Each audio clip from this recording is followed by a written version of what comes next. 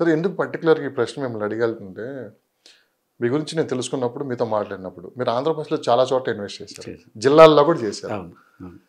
అంటే ఏదో ఒకటి బెనిఫిట్ కోసమే చేస్తారు, ఊరికైతే కొనరు కదా అక్కడ. అంటే లొకేషన్ చూసుకొని మంచి అప్రిషియేషన్ వస్తుంది. ఇప్పుడు కాబట్టి రేపటికైనా అన్ని చోట్ల ప్రయోగం చేశారు అనుకోవచ్చు.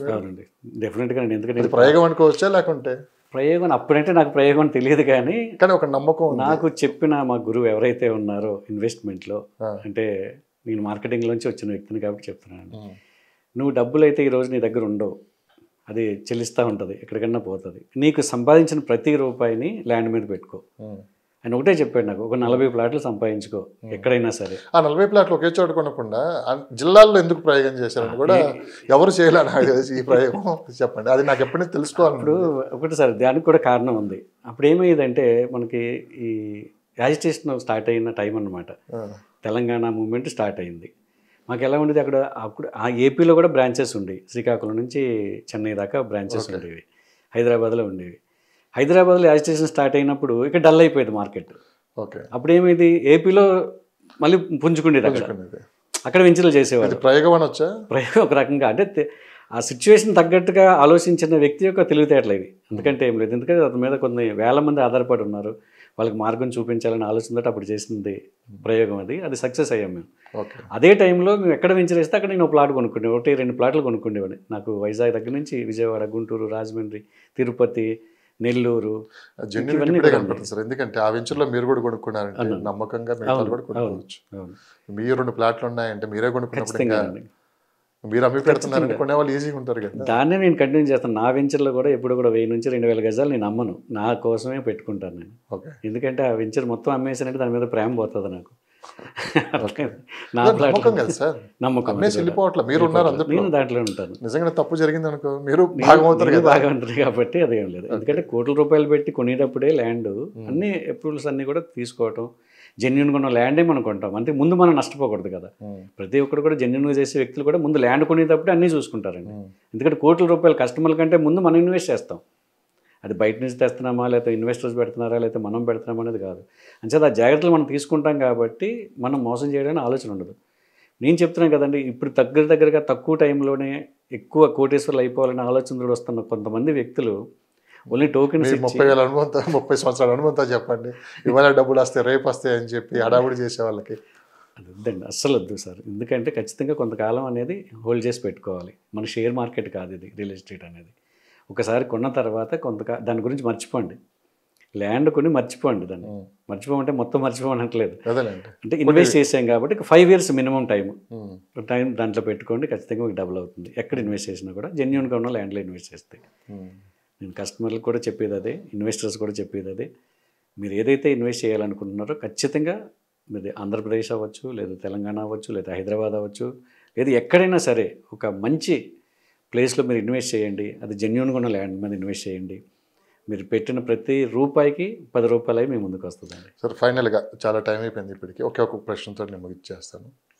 మీరు సాధారణంగా ఎవరికి ఇంటర్వ్యూలు ఇవ్వరు, చాలా రైర్, మీరు కనపడేది కూడా చాలా తక్కువ. మీరు అంతా గ్రౌండ్ లెవెల్లో పనిచేస్తూ ఉంటారు. నేను ఇప్పుడు ఇది నాది 4-5వ ఇంటర్వ్యూ. మీకు నెంబర్ ఆఫ్ కాల్స్ వస్తూ ఉంటాయి, ఎస్పెషల్లీ ఎన్ఆర్ఐలు కూడా కాల్ చేస్తూ ఉంటారు, సలహాలు అడుగుతుంటారు. సార్ ఇప్పటి వరకు ఏంటంటే మన ఆలోచన మనం చెప్పాం, అసలు కొనేవాడు ఆలోచన ఏ విధంగా ఉంది సార్ అంటే ఏం చెప్తారు? వాళ్ళు ఏం అడుగుతున్నారు మిమ్మల్ని?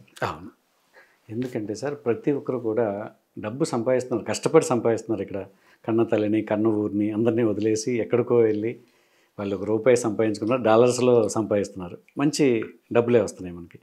దాన్ని సరైన ప్లేస్లో ఇన్వెస్ట్ చేయాలనుకుంటే జెన్యున్గా ఉన్న కంపెనీలు ఏవి అనేది ముందు సెలెక్ట్ చేసుకుంటున్నారు. మీకు వచ్చే కాల్స్ కూడా అవే అలాంటివి వస్తున్నాయండి. ఎందుకంటే ఆ ఇంటర్వ్యూలో నేను చెప్పింది కరెక్ట్గా అనిపించిందో లేదా ఇంకోటి అనిపించిందో చాలామంది నాకు చేశారు. మీరు కరెక్ట్గా మాట్లాడుతున్నారు సార్, ఎక్కడ కూడా మభ్య పెట్టలేదు, అందుకని మేము కాల్ చేయాలనుకుంటున్నాం మీకు అని చెప్పి కాల్ చేసిన వాళ్ళే ఉన్నారండి చాలామంది. అప్పుడు నేను అసలు ఎందుకు మీరు కాల్ చేయాలి అంటే ఇన్వెస్ట్ చేయాలనుకునే దాన్ని నేను అడుగుతాను. మీరు నీడ్ కోసం చేస్తున్నారా, లేకపోతే ఫ్యూచర్లో ఇన్వెస్ట్మెంట్ పర్పస్లో ఇన్వెస్ట్ చేయాలనుకుంటున్నారా? అంటే ఇల్లు కొనుక్కోవాలనుకుంటే ఏ ప్లేస్లో ఇన్వెస్ట్ చేయాలి, నెసెసిటీ ఉంటుంది లేదా నీడ్ ఉంటుంది, అంటే రెండు ఒకటే మనకి. నెసెసిటీ అనుకుంటే ఎక్కడ ఇన్వెస్ట్ చేయాలి, ఈరోజు నేను ఉండాలనుకుంటున్నాను అనుకుంటే సిటీ సరౌండింగ్ డెవలప్ ఏరియాలో మనం ఇన్వెస్ట్ చేసుకోవాలి. లేదు నాకు 10 సంవత్సరాలైనా పర్వాలేదు, నేను ఇన్వెస్ట్మెంట్ పర్పస్లో నేను చేస్తున్నాను అనుకుంటే దానికి తగ్గ ప్లేసెస్ ఉంటాయి. బైఫర్కేషన్ చేసుకోవడమే మనం. అతని కస్టమర్ యొక్క అవసరాన్ని బట్టి, అతని దగ్గర ఉన్న ఫండ్స్ని బట్టి ఎక్కడ ఇన్వెస్ట్ చేయాలనుకునేది మన సలహా అంటే ఇవ్వాలి. నేను అనేది ఏంటంటే, నా ప్రశ్నలో అప్పటికి ఇప్పటికి మార్పు ఏం కనపడుతుంది అంటున్నా. పబ్లిక్లో ఎన్ఆర్ఎల్ కావచ్చు, మామూలుగా కావచ్చు, కొంత అవేర్నెస్ తీసుకొని వచ్చిన తర్వాత ఎలాంటి మార్పులు కోరుకుంటున్నారు, ఏం ఏం ఎక్స్పెక్ట్ చేస్తున్నారు పాయింట్. ఎందుకంటే ఫస్ట్ వాళ్ళు గవర్నమెంట్ పాలసీలను అబ్జర్వ్ చేస్తున్నారు సార్. ఫస్ట్ ఈ గవర్నమెంట్ ఏ విధంగా వెళ్తుంది అంటే, వీళ్ళు అనుకున్నది అనుకున్నట్టుగా వీళ్ళు తీసుకుని వెళ్తున్నారా లేదా ముందుకి. ఎందుకంటే డెవలప్మెంట్ని బట్టే మన అభివృద్ధి అంటే ఇది ఉంటుంది కాబట్టి. ఇన్వెస్ట్ చేసిన వాళ్ళకి ఎలా ఉంటుందంటే, మరి RRR వచ్చింది, లేదా రీజనల్ రింగ్ రోడ్ వచ్చింది, లేకపోతే ఓఆర్ఆర్ వచ్చింది, లేదా మీకు ఏదో క్లస్టర్గా డెవలప్ చేస్తున్నారు, లేదా ఫ్యూచర్ సిటీ అని అనౌన్స్ చేస్తున్నారు. వీళ్ళు ఎంతవరకు చేస్తారు ఫస్ట్ అది అబ్జర్వ్ చేస్తున్నారండి. ఎందుకంటే ఒక గవర్నమెంట్ని కోరుకోవడానికి కారణం కూడా ఎన్ఆర్ఐస్ అదే. ఒక మంచి గవర్నమెంట్ వచ్చిందంటే మనం పెట్టిన ప్రతి రూపాయి కూడా రెట్టింపు అవుతుంది, మనం సేఫ్గా ఉంటాము అని ఆలోచిస్తారు. అక్కడ ఎక్కడో ఉండి ఇక్కడ గురించి ఎందుకు ఆలోచిస్తున్నారంటే కారణం వాళ్ళ ఇన్వెస్ట్మెంట్స్ అంతా ఇక్కడ పెడుతున్నారు కాబట్టి. అంచేత అలాంటిది ఫస్ట్ ఆలోచిస్తున్నారండి వాళ్ళు. వాళ్ళ మార్పు అని అడిగారు కాబట్టి నేను చెప్తున్నాను. గవర్నమెంట్ పాలసీలు ఏ విధంగా ఉన్నాయి, మనం ఇన్వెస్ట్మెంట్ చేయొచ్చా లేదా. అదేవిధంగా మరి ఆంధ్రప్రదేశ్లో చేస్తే ఎలా ఉంటుంది, హైదరాబాద్లో చేస్తే ఎలా ఉంటుంది. ఈ రెండు డైలమాలో అభివృద్ధి చెందుతున్నది, ఇది అభివృద్ధి చెందింది, ఇది అభివృద్ధి చెందుతుంది. అందుకే కదా మీకు వాళ్ళు కాల్ చేసేది. ఎక్కడ చేయమంటారు, అక్కడ చేయమంటారా, ఇక్కడ చేయమంటారా ఇప్పుడు అనేది వస్తుందండి. సో ఓవరాల్గా తీసుకున్నా అంటే సో మంచి శుభ పరిణామం అయితే కనపడుతుంది. రెండు తెలుగు రాష్ట్రాల్లో ఇక ముందు మంచి రియల్ ఎస్టేట్ రంగంలో మంచి అభివృద్ధి అయితే కనపడటానికి స్కోప్ అయితే క్లియర్గా కనపడుతుంది. కాకపోతే మీరు అన్నట్లు కాస్త ఊపికి పట్టాలి, జెన్యూన్గా ఉండాలి, నమ్మకమైన కంపెనీలో నమ్మకమైన వ్యక్తుల దగ్గరికి వెళ్ళి సలహాలు తీసుకొని ఇన్వెస్ట్ చేస్తే భవిష్యత్తు వాళ్ళకి ఎటువంటి ఇబ్బందులు ఉండవు. సో ఏదన్నా తొందరపడి చిన్న చిన్న గిఫ్ట్ల కోసం, చిన్న చిన్న పక్కన వాళ్ళు ఏమనుకుంటారో అని చెప్పి ఇన్వెస్ట్ చేసే వాళ్ళు కూడా ఎంతో మంది ఉన్నారు ఈ మధ్య తరగతి పీపుల్లో. మొహాటం కొద్ది పోయి ఇన్వెస్ట్ చేసే వాళ్ళు కూడా ఉన్నారు. సో దెబ్బతిన తర్వాత ఎవరు వచ్చి ఏమి మాట్లాడరు. అవసరమైతే 1-2 సార్లు ఇలాంటి ఎక్స్పర్ట్స్తో కూర్చొని మీరు మాట్లాడండి. ఓకే, ఎంక్వైరీ చేసుకొని అంతా పర్ఫెక్ట్ అయిన తర్వాతే మీరు ఆయన సలహాతోనే కొనవచ్చు, లేదా మీకు ఇష్ట ప్రకారం మీరైనా కొనవచ్చు. ఇక్కడ ఎవరి మీద ఎవరు డిపెండ్ అవ్వరు. మీకు మంచి జరగాలని వాళ్ళు కూడా కోరుకుంటున్నారు. సో 2025 కూడా అందరికీ మంచి జరగాలని మనస్ఫూర్తిగా మా ఛానల్ తరఫున మేము కూడా కోరుకుంటున్నాం. ఫైనల్గా ఏపీ ప్రజలకు కూడా మీరు ఏం చెప్తారు? 25 అనేది ఒకటి.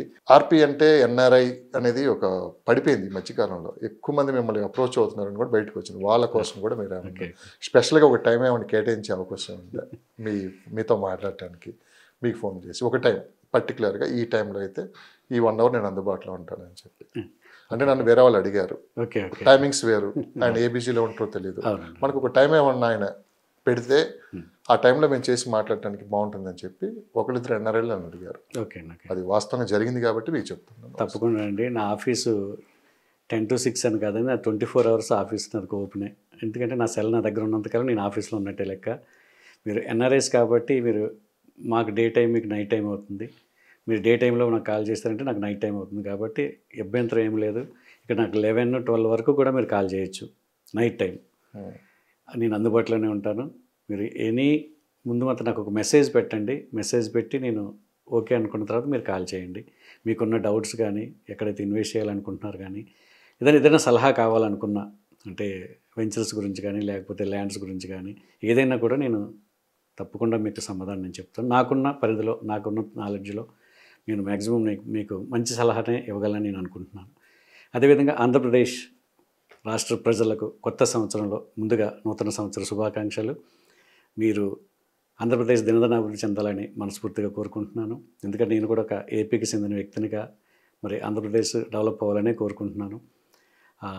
మరి మీరందరూ కూడా సుఖసంతోషాలతో నూతన సంవత్సరంలో ఉండాలని కోరుకుంటూ ఒకసారి మీ కాంటాక్ట్ నెంబర్, వెబ్సైట్. ఓకే, నన్ను కాంటాక్ట్ చేయాలనుకుంటే మీరు 8179910567 8179910567 మీరు నన్ను కాంటాక్ట్ చేయొచ్చండి. ముందు మెసేజ్ పెట్టండి. మెసేజ్ పెట్టిన తర్వాత నేను రిప్లై ఇస్తాను. దాని తర్వాత మీరు కాల్ చేసి మాట్లాడవచ్చు, ఏ సలహా కావాలనుకున్నాను. Thank you sir. ఒక ప్రశ్న, మళ్ళీ మీరు మాకు 2 months తర్వాత తిరుగుతారు. లాస్ట్ 30 సంవత్సరాలు రియల్ ఎస్టేట్ రంగంలో ఎన్నో చూశారు, ఎంతో కష్టపడి పైకి వచ్చారు, ఎంతోమందికి దారి చూపించారు, ఎంతోమంది కస్టమర్లకి సొంత ఇంటి కళను నిజం చేశారు. ఆర్పీ గారు దాదాపు అన్నీ చూశారు రియల్ ఎస్టేట్ రంగంలో. ఇంకా ఆర్పీ గారు మిగిలిపోయిన ఏమైనా ఉన్నాయా అంటే ఏం చెప్తారు? కోరికలు అనంతాలండి. ఓకే, అది ఒక కోరిక తర్వాత కోరిక వస్తూనే ఉంటుంది. ఎందుకంటే నా మీద నమ్మకంతో ఇంతమంది ఉన్నారు అంటే మనం జెన్యూనిటీగా ఉండడం ఒకటి కారణం. ఎందుకంటే ఎన్నో అప్ అండ్ డౌన్స్ వస్తూ ఉంటాయండి. రియల్ ఎస్టేట్ సంస్థ పెట్టిన తర్వాత రకరకాలైన ఇబ్బందులు, అప్ అండ్ డౌన్స్. ఎందుకంటే అది గవర్నమెంట్ పరంగా రావచ్చు, లేదంటే అక్కడ సిచ్యువేషన్ పరంగా రావచ్చు, ల్యాండ్ పరంగా రావచ్చు. ఇవన్నీ ఆటుపోట్లు తట్టుకొని నిలబడడం అనేది చాలా కష్టమైన పరిస్థితి అండి. మరి అవన్నీ కూడా సమయస్ఫూర్తిగా సందర్భాన్ని అనుసరించి వాటిని రెక్టిఫై చేసుకుంటూ ఏదైతే ఇంటెన్షన్ మంచిదై ఉంటుందో, ఎందుకంటే కస్టమర్లకి అన్యాయం జరగకూడదు అని ఏ కంపెనీ అయితే భావిస్తుందో, ఏ కంపెనీ ఎండీ అయితే ఆలోచిస్తారో వాళ్ళకి ఎట్టి పరిస్థితుల్లో డోకా ఉండదు.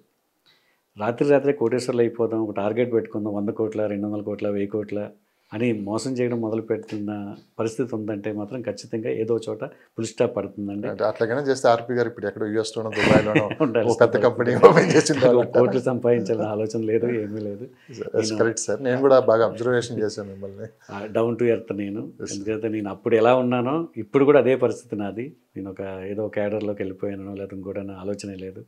ఒక చిన్న వ్యక్తి దగ్గర నుంచి, అంటే ఒక మార్కెటింగ్ ఆఫీస్ బాయ్ దగ్గర నుంచి మేనేజర్ వరకు, ఒక చిన్న 100 రూపాయలు దగ్గర నుంచి వచ్చిన వ్యక్తి దగ్గర నుంచి మార్కెట్లో అలాంటి వాడిని లక్షాధికారం చేసిన పరిస్థితి నాకు తెలుసు. అదేవిధంగా ఒక ఆఫీస్ బాయ్ నుంచి ఎవరైతే ఉంటారో సీఈఓ క్యాడర్ వరకు ఉన్నారో వాళ్ళని డీల్ చేయడం నాకు తెలుసు. ఒక చిన్న ఇన్వెస్టర్ దగ్గర నుంచి 10 లక్షలే ఉన్నాయి నా దగ్గర, ఇన్వెస్ట్ చేస్తానని వచ్చిన దగ్గర నుంచి కోట్ల రూపాయలు ఇన్వెస్ట్ చేస్తానన్న వ్యక్తులు కూడా నాకు తెలుసు. వీళ్ళందరినీ కూడా నేను వారి పరిధిలో వారిని గౌరవిస్తూ, వాళ్ళకి మంచి గౌరవం ఇస్తూ, ఎందుకంటే మనకి కస్టమర్ దేవుళ్ళు అనేది ఖచ్చితంగా అది ప్రూవ్ చేసి చూపించాలి మనం. ఎందుకంటే ఏ టైంలో కాల్ చేసి ఉండాలి, మనకి ధైర్యం ఉండాలి. నా 24 hours నా ఫోను అందుబాటులో. 30 సంవత్సరాలు మీరు ఫీల్డ్లో ఉండి ఇంకా ధైర్యంగా తప్పు చేస్తే స్టూడియోలోకి రారు. కొన్ని లక్షల మంది మిమ్మల్ని చూస్తూ ఉంటారు, ఎక్కడ ఎవడోసారి పట్టేస్తుంది కామన్గా. అదే జెన్యూనిటీ, అదే మాటలు, డే 1 ఎలా స్టార్ట్ అయిందో ఇప్పటికీ అదే మాటలతో ఉన్నారు కాబట్టి మిమ్మల్ని ఆదరిస్తూ ఉన్నారు. లేకుంటే మనం తప్పు చేస్తే ఇలా స్టూడియోలో వచ్చి కూర్చోలేము, కెమెరా ముందు మాట్లాడలేము. కరెక్ట్ అండి. ఎందుకంటే చిన్న పొరపాట్లు జరుగుతూ ఉంటాయి. ఇప్పుడు అన్ని జెన్యూన్గా వెళ్ళిపోవాలనే లేదు, జెన్యూన్గా చేస్తాం. కానీ మరి మన మంచి ఎదురుతా అది మన మీద వేసుకోవాలి. కానీ దాన్ని కూడా మనం రెక్టిఫై చేసుకునే కెపాసిటీ మన దగ్గర ఉండాలి. ఏదైతే అనుకుంటున్నామో దాన్ని ఆలోచించి ఒక మంచి వేలోకే మనం వెళ్ళాలనే ఆలోచనతో నేను ఉన్నానండి. రాబోయే రోజుల్లో కూడా నేను చాలామంది ఎంటర్ప్రెనర్స్ ఎవరైతే వస్తున్నారో, కొత్తగా ఇన్వెస్టర్స్ ఎవరైతే ఉన్నారో, 25 ప్లానింగ్ 25లో ఒక్కరోజు చెప్తున్నారు, డే 1 చెప్తున్నారు మీరు. ఒకసారి చెప్పండి, అది కూడా మీ అచీవ్మెంట్స్, మీ టార్గెట్స్ ఏమైనా ఉంటాయి. 2025లో ఎవరైతే ఒక మంచి ఆలోచనతో ముందుకు వస్తారో, ఎందుకంటే ఇప్పటివరకు స్తబ్దుగా ఉండి ఇన్వెస్ట్ చేద్దాం, డబ్బులు ఉన్నాయి, అందరి దగ్గరే డబ్బులు ఉన్నాయండి, ఇన్వెస్ట్ చేయడానికి ఆలోచిస్తూ ఉన్నారో వాళ్ళు ముందుకు రండి. మంచి ఏరియాలో ఇన్వెస్ట్ చేసి సలహా కానీ సూచనలు కానీ నేను చేస్తాను. నా నెంబర్ ఆల్రెడీ ఇవ్వడం జరిగింది. మరి మీ కస్టమర్కి టైం కేటాయించడం కాకుండా అప్పుడప్పుడు స్టూడియో కూడా వచ్చి చాలామంది మిమ్మల్ని కలవడం వాళ్ళు చాలా దూర ప్రాంతాల్లో ఉంటున్నారు, వాళ్ళు ఎక్కువ మంది అడుగుతున్నారు. మేము కూడా మిమ్మల్ని ఎక్కువ ఫోర్స్ చేస్తున్నాం, స్టూడియోకి రండి. సో ఈసారి కూడా ఏంటంటే కొంచెం మనం టైం కూడా తక్కువ పెట్టుకుందాం. అప్పుడప్పుడు వచ్చి మీరు డెఫినెట్గా పలకరిస్తూ ఉంటే చాలా మందికి మంచి సలహాలు ఇచ్చినట్టుంది. మీరే చెప్తున్నారు, నెంబర్ ఆఫ్ కాల్స్ వస్తున్నాయి, హ్యాపీగా ఉంది. బిజినెస్ పక్కన పెడితే ముందు చాలా మందికి డౌట్స్ క్లారిఫై చేస్తున్నాం, వాళ్ళు కూడా హ్యాపీగా ఉన్నారు. ఇవాళ కాకపోతే రేపు సార్ అది హ్యాపీగా. ఇప్పుడు మీరు రాయండి, హైదరాబాద్ రాని కలవాలనుకుంటే మిమ్మల్నే కలుస్తారు, లేదు ఒక మంచి ప్రాజెక్ట్ చెప్పారు అక్కడికి వెళ్తారు డైరెక్ట్గా. థ్యాంక్ యూ సో మచ్ అండి, thank you for valuable time. మళ్ళీ ఎపిసోడ్ తొందరలోనే కలుసుకుందాం. అది కూడా నేను చెప్పాను కదా, లైవ్లోకి వెళ్ళి చేద్దాం. మేమే వస్తాం మీ దగ్గరికి, మీరు చూపించండి మా ప్రాజెక్ట్. డెఫినెట్గా sir. Thank you sir, thank you so much. Thank you very much.